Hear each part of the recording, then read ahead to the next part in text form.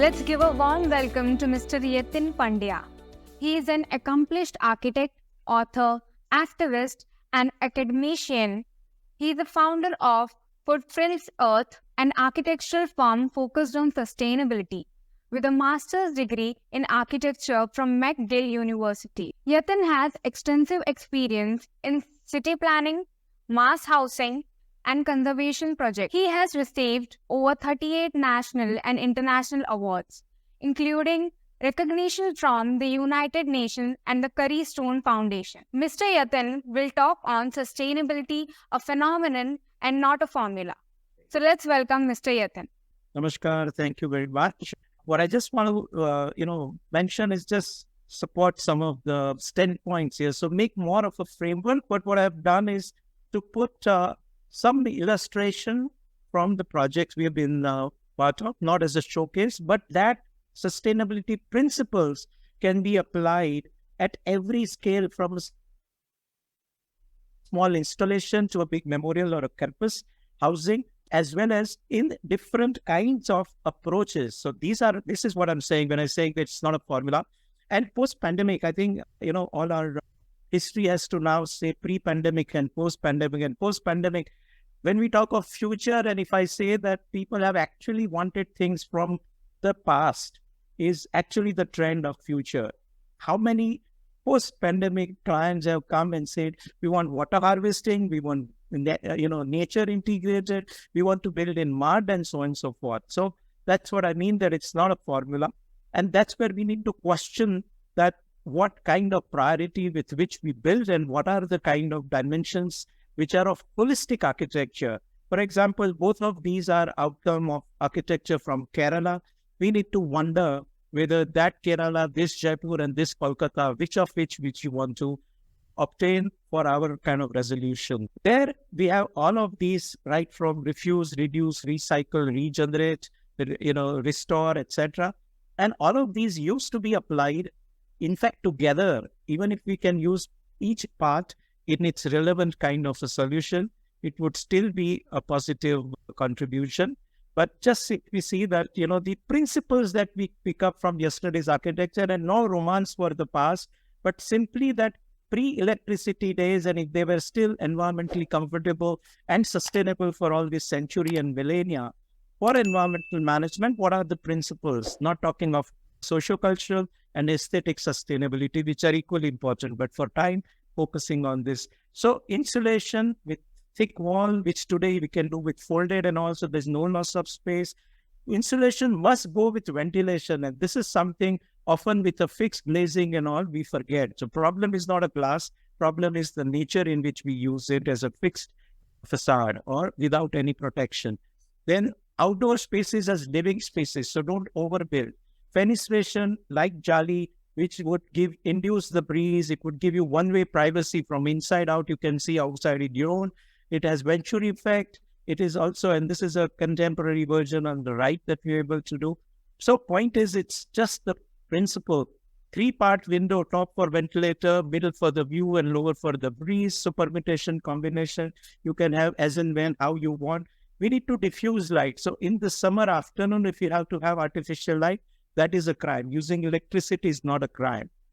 And therefore, glare-free, but illumination, Then the whole, that if you see old city of Ahmedabad, it has now UNESCO status. It has 2.7 FSI in 4 to 5 story building. And it has this simple principle of vertical projecting profile. So when sun is overhead, it is in shade, courtyard, sufficient water supply by rainwater harvesting, even multiple kind of mass production through craft production. So you can permit and combine, make your own, and yet enough diversity, use of outdoor space over time. And even, as I say, way of life, that what fan does with electric kind of consumption is what you do in a swing with your muscle power. So when you swing, you cut the air and you get evaporative cooling of your perspiration. And a very naive thumb rule that even the food, not only the staple diet from the kind of produce of local, but warmer the climate, spicier the food, so that again you evaporate and you feel cool. So it's a whole package. And each place it gives you the answer to each of that very quickly from micro scale to macro scale and different approaches. How do we generate? Refuse. When you don't need it, don't put it. This one small intervention in a slum where three sides are shared with parallel wall with neighbor. You have only roof from where you can get light and ventilation because window doesn't reach all the way. And simple solution like this, what it has done, call it Ujasyu, at a cost at which they are able to put the roofing on top, but it has given 250 rupee minimum electricity bill saving for each member minimum and 1500 rupee increase in their economic production, Reuse.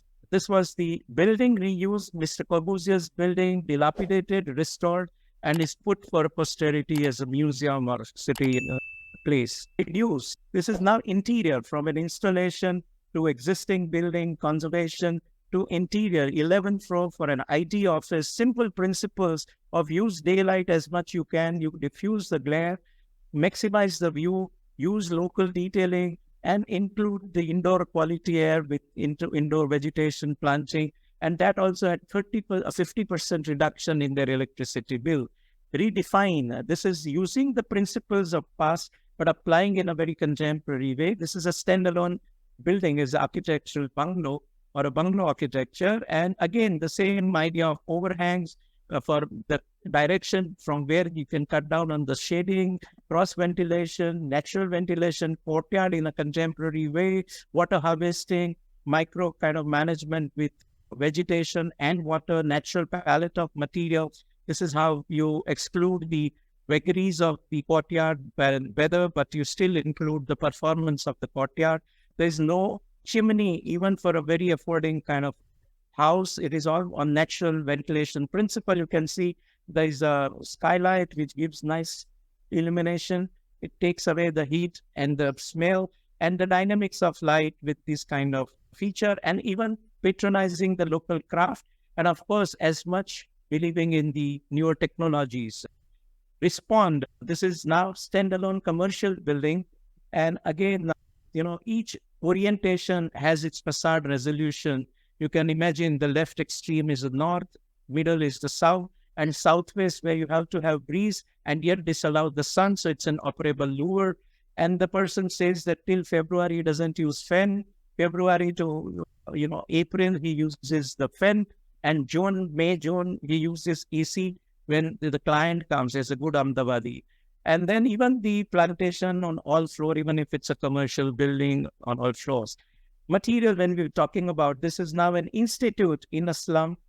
The same cost at which they would have bought a second-hand material from a scrap market was our benchmark. And that's why I very vehemently maintain that they don't have to cost you more if you are to do anything with your design better. If you keep that as a benchmark of affordability, and yet aesthetic is not a compromise. So these are different examples of a fly ash brick, which was 50 paisa cheaper than the conventional brick and too much stronger than the other. Waste residue brick was 75 paisa, 1/5 the cost, but different, strength. Soil block with 5% cement, wooden crate, plastic bottle, which we throw away, nobody gives you 5 paisa. The widows filling it with the inert material, singing bhajan, they could turn it into 2.5 rupee equivalent of brick, usable. It has been standing there for 18 years and they earn some livelihood. Even Ahmedabad is a dry city, enough liquor bottles and it becomes a nice west-facing diffuser of light and yet bringing the breeze, etc. Same way filler slab with even the waste of digital or textile material, etc. Just depending on what. So for example, this is the example that it was not my design of doing something pre-planned, but depending on the scrap that we got, for 4 days, we sat on the site and we created something like this with a welder. So it's contextual adjustment. That's my definition of sustainability, for better out of what you do for everyone. And similarly, the paneling, the louvers, the ventilators, second-hand materials from the dump fill site, and multiple use of space. The space early morning is full, then a vocational training place, then a kind of a crash where the local areas or nannies earn livelihood to keep track of the safety of the young toddlers when both parents go out to work, and it's become a civic space. And this was cheaper construction than any conventional at that time. Reinterpret I'll not get into, but simple principle. This is passive, use large campus for institution and this, 22 lakh liter water harvesting, soil management, cut and fill, so no import or export of soil, landscape as a reproductive resource, so you get the yield back, indoor, outdoor blurring, earth burning,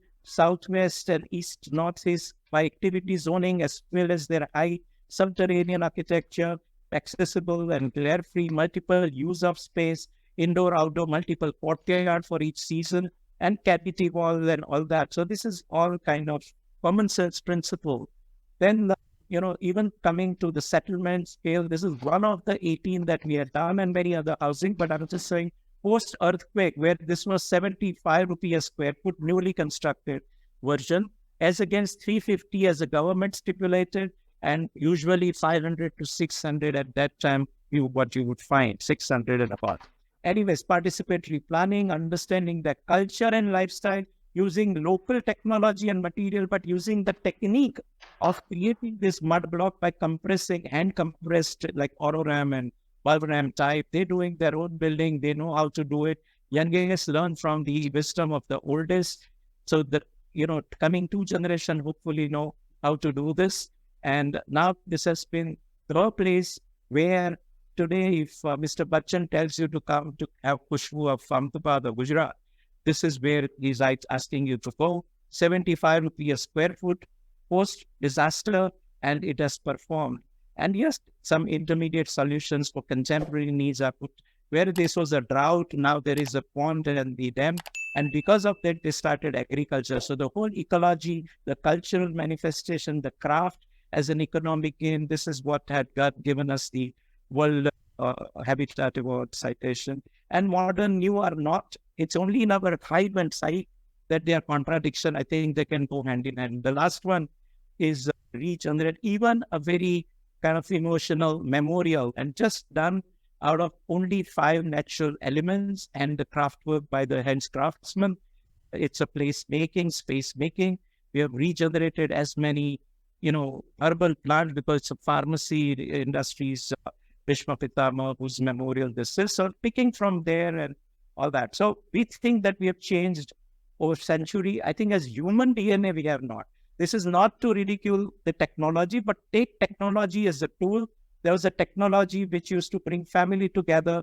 Right now, another technology keeps everybody apart, even on the same one. And in pandemic, we learned that although we had all these technology, which was very convenient tool, but it did not substitute the very human endeavor. And that's why if we sustainably want to base our any development design decision, 2 fundamental anchors, human to human symbiosis, which we call interaction of society, and human to nature, which we call environment. So I think we can make a difference. We can empower through design. And the goal is to improve the quality of life. But rather than giving Gandhian currency the value, we will have to make Gandhian value itself the currency. So don't go by economics, go by the principles and the values. And I think rest will fall in place, because economy is a very, very fictitious and self-referential word. And I think in India, we are lucky to have repository of wisdom from 6,500 years, not to blindly replicate, but understand the wisdom and apply it in present. That is why today tradition thrives, because it's not fossilized history. When something is relevant, even for the changed time and circumstance, it continues to survive, and its survival is a proof of it being valid for the present time. Thank you, Mr. Yatin, for the beautiful submission on sustainability, a phenomenon and not a formula. For viewers who have joined us today, we would like your feedback and encourage you to stay connected with us via our social media handles. AC Update is available on Facebook, Twitter, and Instagram. You can also download our app from Google Play and the App Store. We also request our viewers to stay tuned for future interactions. With that, today's interaction has now come to a close. Thank you and goodbye.